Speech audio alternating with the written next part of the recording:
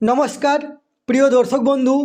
ভারত সরকারের যে small savings scheme যে প্রকল্পগুলো আছে, সেই প্রকল্পর যে সুদ, যেমন Sukanya Samriddhi Yojana, senior citizen saving scheme বা national saving certificate, PPF, monthly income scheme, এই যে স্কিমগুলি আছে ভারত সরকারের, তাতে যে কোয়ার্টারলি যে সুদ, যে ইন্টারেস্ট, সেই ইন্টারেস্ট আপনার ভারত সরকার অ্যানাউন্স করেছে, যেটা 1 জানুয়ারি 2026 থেকে 31 মার্চ 2026 পর্যন্ত।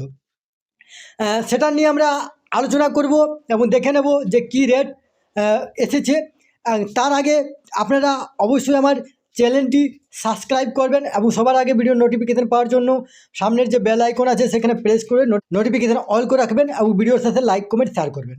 আপনারা জানেন যে ভারতের যে রিজার্ভ ব্যাঙ্ক, সেই রিজার্ভ ব্যাঙ্কে বারবার যে রেপো রেট কমার ফলে যে এফডিতে যে সাধারণ মানুষের যে জমা টাকা, সেই টাকার যে সুদ, সেই টাকার সুদ আপনার প্রতিষ্ঠিত ব্যাঙ্কগুলোতে এসবিআই বা পাঞ্জাব ন্যাশনাল ব্যাঙ্ক, এগুলিতে আপনার 4.5% নিচে নেমে গেছে।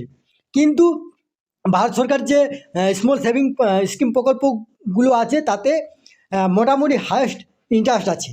আমরা দেখে নেব। দেখুন, এই নিয়ে যে গভর্নমেন্ট যে ইন্টারেস্টটা প্রকাশ করেছে, তাতে দেখুন এখানে সুকন্যা সমৃদ্ধি যোজনা, যেটা 8.2% সুদ, সিনিয়র সিটিজেন সেভিংস স্কিম, যেটা 8.2% সুদ পাওয়া যাবে। এরপরে আছে ন্যাশনাল সেভিংস সার্টিফিকেট, যেটা 7.7% সুদ পাওয়া যাবে। এরপরে আছে কিষাণ বিকাশ পাত্র, যেটা 7.5% সুদ পাওয়া যাবে। এরপরে আছে মান্থলি ইনকাম স্কিম, যেটাকে 7.4% সুদ পাওয়া যাবে। এরপরে আছে পাবলিক প্রভিডেন্ট ফান্ড, যেটাকে পিপিএফ বলা হয়, 7.1% সুদ পাওয়া যাবে।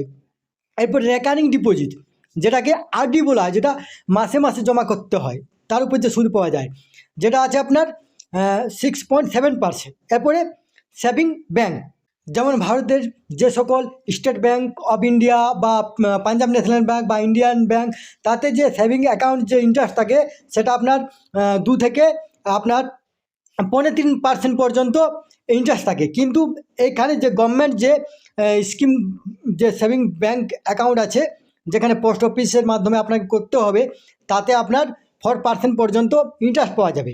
এরপর দেখুন, যেটাকে টাইম ডিপোজিট বা যেটাকে ফিক্সড ডিপোজিট বলা হয়, 1 বছরের জন্য আপনি যদি টাকা জমা রাখেন, সেখানে 6.9% সুদ পাবেন। 2 বছরের জন্য আপনি যদি ফিক্সড ডিপোজিট রাখেন, সেখানে 7% সুদ পাবেন। 3 বছরের জন্য আপনি যদি ফিক্সড ডিপোজিট রাখেন, তাহলে 7.1% পাবেন। এবং 5 বছরের জন্য টাকা যদি জমা রাখেন, তাহলে 7.5% ইন্টারেস্ট পাবেন। ন্যাশনাল সেভিংস টাইম ডিপোজিট বলা হয়েছে।